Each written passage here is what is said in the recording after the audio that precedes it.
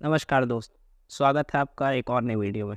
और आज के इस वीडियो में मैं आपको बताने वाला हूँ कि नहीं ऐसे साम्राज्य के बारे में जिनकी इतिहास की किताबें आज पुरानी पुस्तकालय में कहीं धूल खा रही हैं, लेकिन उनका योगदान हमारे और भारतीय साम्राज्य को बहुत ही ज़्यादा है। तो ज़्यादा समय न बर्बाद करते हुए आइए इस वीडियो को स्टार्ट कर। तो आज पहले नंबर पर है चालुक्य साम्राज्य। चालुक्य साम्राज्य जो कि 6वीं सेंचुरी से 8वीं सेंचुरी तक सक्रिय था। ये डेक्कन प्लेट्यू में बहुत एक्टिव था। ये साउथ इंडिया के बड़े रीजन पर राज करता था और मिडल इंडिया के कुछ छोटे रीजन पर राज करता था। तो कहानी है 6वीं सेंचुरी की, जब डेक्कन प्लेट्यू में अनस्टेबिलिटी की सिचुएशन बनी हुई थी और वहाँ पे छोटे बड़े सारे राजा एक दूसरे को मारने के लिए लड़ाइयाँ करते थे ताकि वो डेक्कन प्लेट्यू पर उनका वर्चस्व कायम हो सके।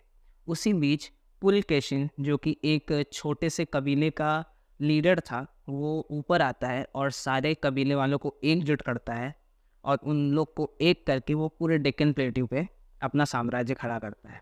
और वो साम्राज्य ही नींव बनती है चालुक्य साम्राज्य की, जो कि आगे जाके साउथ इंडिया में बहुत ही ज़्यादा इम्पैक्टफुल रहने वाला था। तो आइए उनके हम कुछ आर्किटेक्चर के बारे में जानते हैं और उन्होंने कल्चर और हेरिटेज को हमारे कैसे आगे बढ़ाया उसके बारे में जानते हैं। चालुक्य साम्राज्य ने बादामी, अहोई और पट्टाडकल जैसी जगहों पे बहुत ही आधुनिक मंदिर बनाए और अपने हाथ की नक्काशी से पूरे दुनिया को आश्चर्य में डाल दिया। आज भी वो मंदिर सैलानियों के लिए आकर्षण का केंद्र बना हुआ है और उनको लगातार ये जानने पर प्रेरित करता है कि हमारी पुरानी संस्कृति कैसी थी। जैसा कि मैंने आपको बताया है, वो साउथ इंडिया के मेजर रीजन पे राज करते थे, तो उनकी जो ऑफिशियल लैंग्वेज थी वो कन्नड़ा ही थी। तो आज कन्नड़ा में जितने भी कल्चरल रिचुअल्स फॉलो होते हैं उनमें उनकी कहीं ना कहीं स्थापना चालुक्य साम्राज्य ने ही की थी। चालुक्य साम्राज्य साउथ के कल्चर्स को दर्शाने के लिए बहुत सारे आर्किटेक्ट का निर्माण कराए वो लोग, और उसके बाद उनके फॉल में भी ज़्यादा समय नहीं लगा। मात्र 200 साल राज करने के बाद चालुक्य साम्राज्य ने अपना वर्चस्व खो दिया, और वो वर्चस्व खोने का सबसे बड़ा कारण था उनका इंटरनल सिविल वॉर।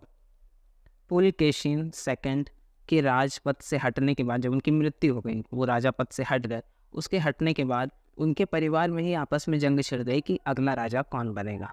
एक तरफ तो सिविल वॉर चल रही थी, ऊपर से बड़े बड़े साम्राज्य अपना अस्तित्व साउथ इंडिया में बना चुके थे, जिसमें से एक राष्ट्रकूटा बहुत ही आश्चर्य के साथ ऊपर आ रहा था और वो बहुत ही शक्तिशाली थे।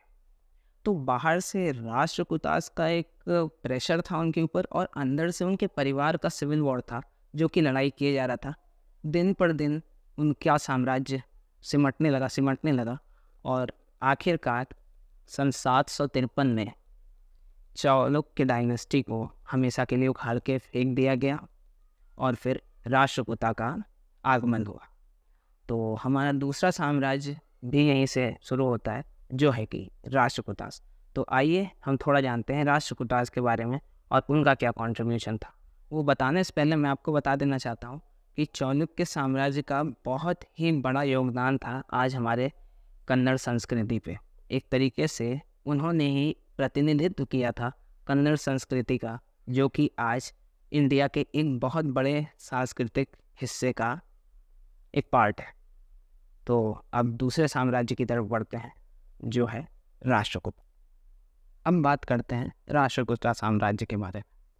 तो राष्ट्रकूटा साम्राज्य का संस्थापक कौन था, ये आज भी एक विवाद का विषय है, लेकिन उसकी नींव किसने रखी थी ये ज़रूर इतिहास को पता है।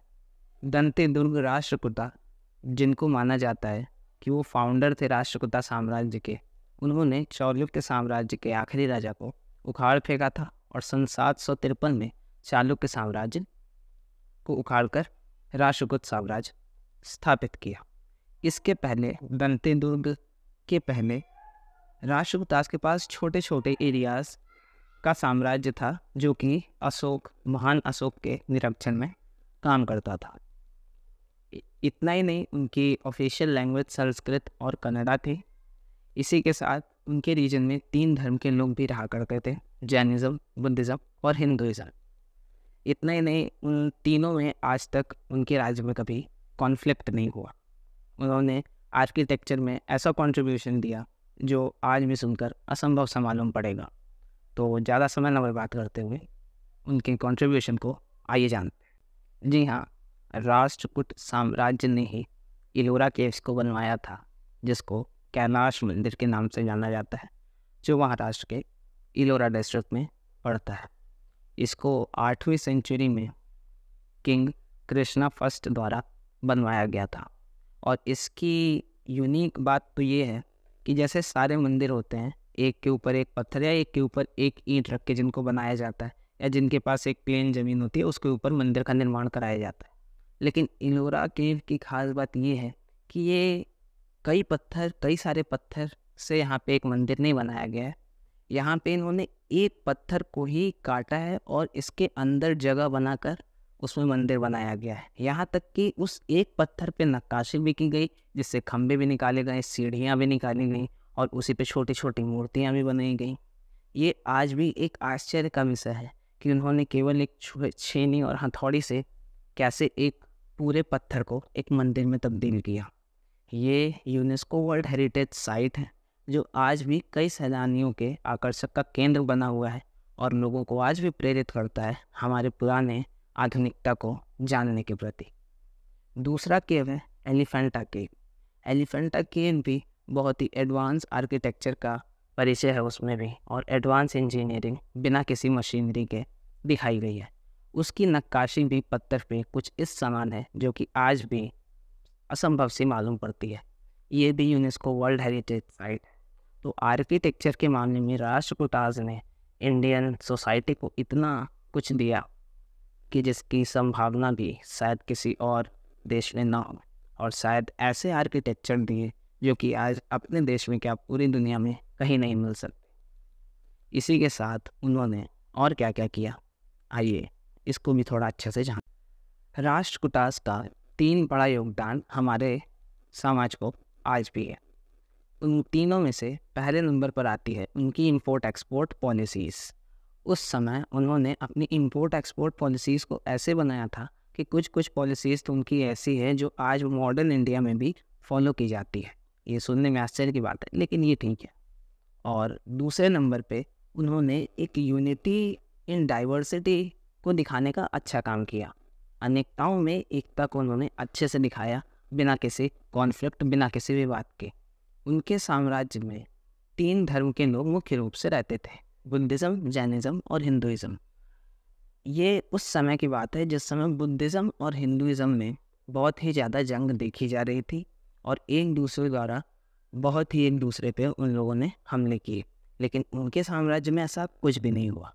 तो पहला उन्होंने इंपोर्ट एक्सपोर्ट पॉलिसीज़ को उन्होंने बहुत अच्छे से दिखाया। दूसरा उन्होंने यूनिटी इन डाइवर्सिटी दिखाया। और तीसरा जो था उनका आर्किटेक्चर, जो शायद वो कंट्रीब्यूट तो किए सोसाइटी के प्रति, लेकिन वो उस लेवल का आर्किटेक्चर कैसे बनाते हैं, इसको अच्छे से रिकॉर्ड करना या इसको अच्छे से लिखना उनसे हुआ नहीं। यही कारण है जिसके बाद हमारे देश में दूसरा इलोरा केव्स तो नहीं बन पाया, और कैसे बनेगा ये आज किसी भी किताब में उपलब्ध नहीं है। लेकिन मिला जुला के पूरी बात की जाए तो राष्ट्रकूट साम्राज्य ने भारत को बहुत कुछ दिया, और आज भी ये साम्राज्य के बारे में बहुत कम लोग जानते हैं। तो आइए अब हम चलते हैं अपने तीसरे और अंतिम साम्राज्य के बारे में, जो कि है ईस्टर्न गंगा डायनेस्टी।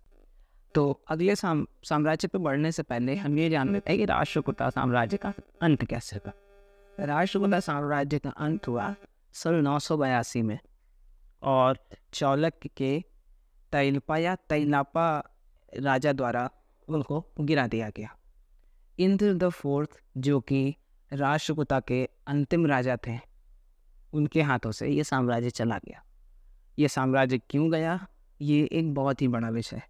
किसी दिन और मैं इस पे एक डेडिकेटेड वीडियो बनाऊंगा। लेकिन अगर बोला जाए तो उनका भी कुछ ऐसा ही था कि अंदरूनी दिक्कतों के कारण उनके ऊपर बाहर से हमले हुए, और वो ना अंदरूनी दिक्कत से निपट पाए और ना बाहरी दिक्कतों से निपट पाए, और उनके हाथ से उनका साम्राज्य पूरी तरीके से चला गया।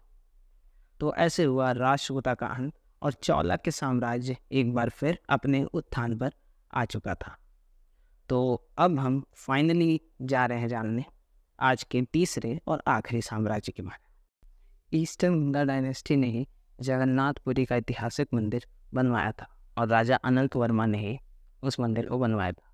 जगन्नाथपुरी का एक मंदिर बोला जाए कि हमारे पूरे हिंदू धर्म का एक प्रतिनिधित्व करता है पूरे विश्व भर में, तो उसमें कोई दो राय नहीं होगी। रशिया, अमेरिका और बाकी भी कई यूरोप के ऐसे देश हैं, यूरोप के ही नहीं बल्कि अन्य कॉन्टिनेंट के जैसे अफ्रीका और ऑस्ट्रेलिया, न्यूजीलैंड में भी तो कई ऐसे देश हैं जहाँ पे आज रथ यात्रा निकाली जाती है और हमारी संस्कृति अब लोगों के हर देश में पहुँच रही है।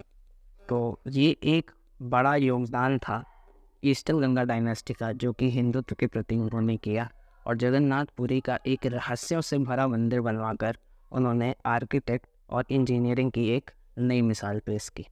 इतना ही नहीं, उन्होंने कोणार्क का सूर्य मंदिर भी बनवाया, जो कि कोणार्क में स्थित है समुद्र के किनारे। और कोणार्क सूर्य मंदिर भी अपने आप में एक बड़ा रहस्यमय मंदिर है और बोला जाता है उसमें कि सूर्य देव की मूर्ति बीच हवा में टिके रहती थी, ऊपर और नीचे लगे दो मैग्नेट के कारण। और उस पे अगर बात करनी शुरू की जाए तो उस पे एक अलग से डेडिकेटेड वीडियो बन जाएगी।